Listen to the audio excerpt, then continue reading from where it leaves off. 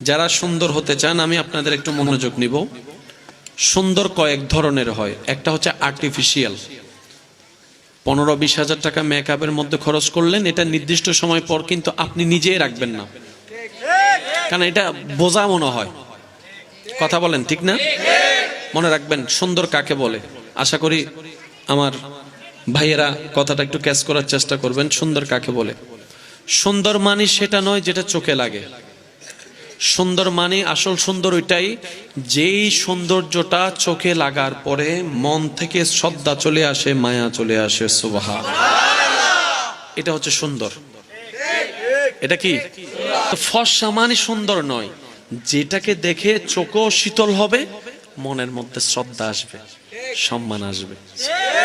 এবার আপনাদের জানাশোনার মধ্যে পড়ে কিনা দেখেন তো, আপনাদের কিছু মুরব্বীরা আছেন যাদের চেহারাটা দেখলেই মায়া লাগে। ভাইয়া একটু জোরে বলেন না, আছে না?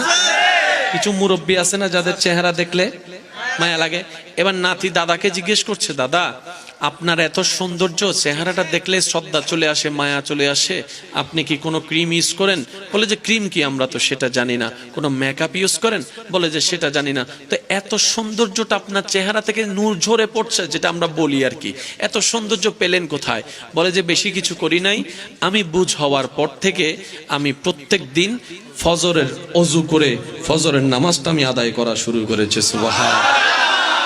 যেই ব্যক্তি ফজরের অজু করে নামাজটা আদায় করা শুরু করবে, আপনি না পারলে আল্লাহর দিকে তাকিয়ে 40 দিন করেন, 50 দিন করেন, পার্থক্যটা আপনার নিজের চোখের সামনে আপনার বিবেক আইডেন্টিফাই করে দিবে।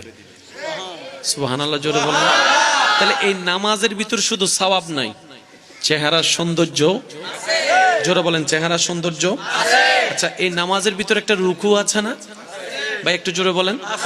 এই রুকুর মধ্যে আমরা কি বলি? সুবহান রাব্বিয়াল আযীম, সুবহান রাব্বিয়াল আযীম। এই রুকু করার সময় আমরা কি বাঁকা করি ভাই? জোরে বলেন। আমরা কোমরটাকে বাঁকা করি, আমরা হাঁটুটাকে সোজা করি। বুঝবেন জিনিসটা? আমরা কোমরটাকে বাঁকা করি, হাঁটুটাকে সোজা করি। এই হাঁটুটা যদি পরিপূর্ণ সোজা করতে চান, কিংবা আজকে ঘরে গিয়ে একটু ট্রাই করে দেখবেন, তখন দেখবেন আপনার হাঁটুর পিছনে রগটা একটু টান খাবে, একটু ব্যথা ব্যথা লাগবে। আমরা বেশিরভাগ মানুষ ওই ব্যথাটা না নেওয়ার জন্য আমরা ওই আবার একটু ভেঙে ফেলি, যার কারণে ওই ফায়দাটা আমরা পাচ্ছি না। যদি আমরা পরিপূর্ণভাবে রুকু করার মতো করতে জানি,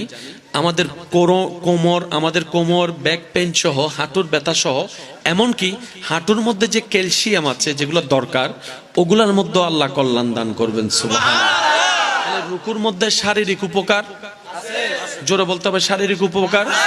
এবার সিজদার মধ্যে যখন যাচ্ছি, আমাদের ব্রেনের মধ্যে রক্ত সঞ্চারণ বেড়ে যাচ্ছে, কারণ মাথা যখন নিচু হয়, হাড় তখন উপরে চলে আসে, রক্ত সঞ্চারণ বেড়ে যাচ্ছে।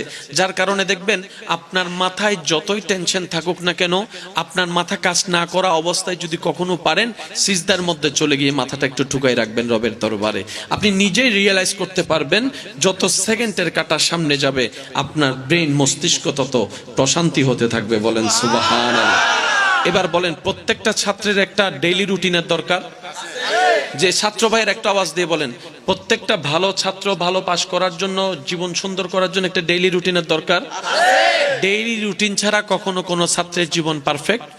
এবার ডেইলি রুটিনের মধ্যে ছাত্র কি লেখে? কয়টায় সে ঘুম থেকে উঠবে এটা লেখে, কয়টায় নাস্তা করবে এটা লেখে, কয়টায় গোসল করবে সেটা লেখে, কয়টায় স্কুলে যাবে সেটা লেখে, এসে কি করবে সেটা লেখে। এই নিয়মটার দরকার কি? বলে যে লাইফটাকে অগোছালো না করে গোছানো হওয়ার জন্য। যেমন যত প্রফেশনের এই বাংলাদেশে মানুষ থাকুক না কেন, সবাই কিন্তু প্রশংসা করতে গেলে নিয়মের ক্ষেত্রে সবাই আর্মির প্রশংসা করে, ফিটনেসের ক্ষেত্রে আর্মির প্রশংসা করে, কথা বলতে হবে, উচ্চতার ক্ষেত্রে আর্মির প্রশংসা করে, নিয়মের ক্ষেত্রে আর্মির প্রশংসা করে, আইন পালনের ক্ষেত্রে আর্মির প্রশংসা। আর্মিও তো আমাদের মতো বাংলাদেশি মানুষ, ওরা এগুলো পাইল থেকে, ওদের শৃঙ্খলাটা ওদেরকে এরকম লাইনে নিয়ে আসছে।